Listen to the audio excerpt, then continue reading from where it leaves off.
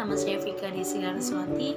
Saya dari Fakultas Ilmu Pendidikan Ekonomi Universitas Pancasakti Bekasi. Dengan nomor induk siswa 18720500020. Dan di video ini saya akan membagi sedikitnya materi mengenai pengenalan konsep pembelajaran mesin dan deep learning. Video ini saya buat guna untuk memenuhi proyek ulangan akhir semester 4 mata kuliah Artificial Intelligence oleh Bapak Rifki Zakaria MKom.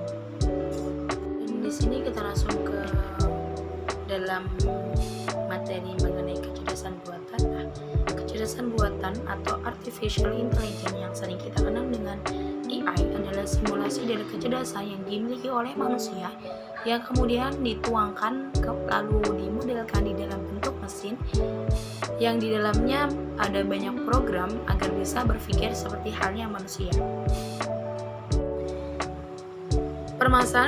Permasalahan utama di bidang kecerdasan buatan terdiri dari yang klasik sampai dengan yang modern.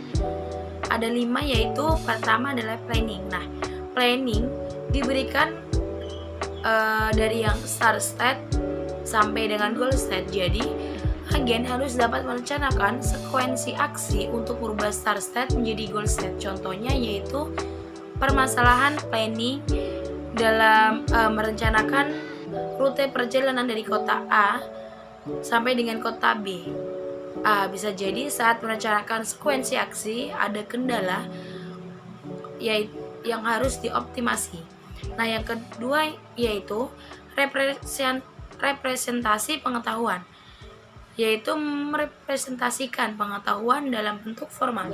Dengan representasi formal tersebut kita dapat melakukan inferensi dengan operasi logika berbentuk simbolik, yaitu misalkan logika preposisi. Kemudian yang ketiga adalah machine learning, yaitu di mana teknik ini untuk melakukan inferensi terhadap data dengan pendekatan matematis. Inti dari ini yaitu untuk membuat model sistematis yang merefleksikan pola-pola data. Seiring kamu membaca buku ini, kamu akan lebih mengerti. Ini adalah bahasa utama buku pada abad ke-21. Banyak macam-macam manfaat statistika dan aljabar linear. Kemudian kita masuk ke yang keempat, yaitu multi-agen system, yaitu di mana sistem yang memiliki banyak agen berinteraksi satu sama lain untuk menyelesaikan permasalahan satu dengan masalah yang lainnya.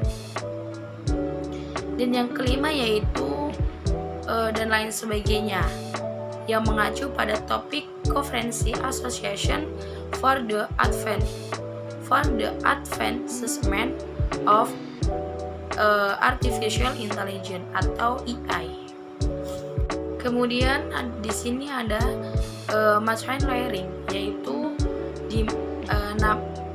nama yang umumnya diterapkan pada jumlah teknik Bayesian yang digunakan untuk pengenalan dan pembelajaran. Dan pada pola ini intinya adalah kumpulan algoritma yang dapat mempelajari dari bentuk prediksi berdasarkan data yang direkam dan dapat mengoptimalkan fungsi utilitas yang diberikan dalam ketidakpastian untuk mengekstrak struktur data tersembunyi dan pengolahan data menjadi deskripsi singkat.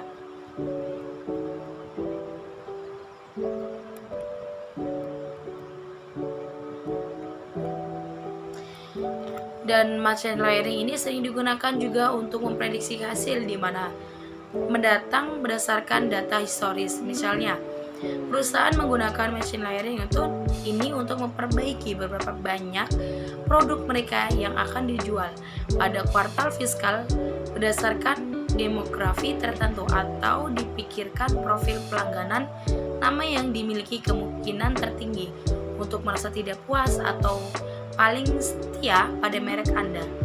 Prediksi tersebut memungkinkan keputusan bisnis yang lebih baik, pengalaman penggunaan yang lebih pribadi, dan berpotensi pengurangan biaya retensi pelanggan, melengkapi kecerdasan bisnis yang dapat berfokus pada pelaporan data bisnis masa lalu.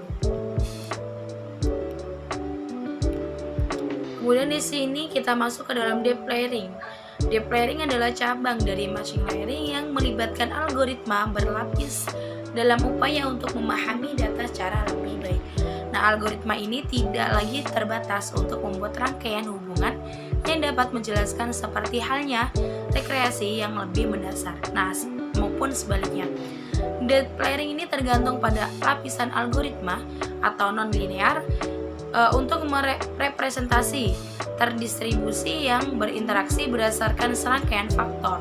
Mengingat luasnya rangkaian data, pelatihan algoritma machine learning ini mulai dapat mengidentifikasi hubungan antar elemen. Hubungan ini mungkin berupa antar bentuk, warna, kata, dan hal yang lainnya.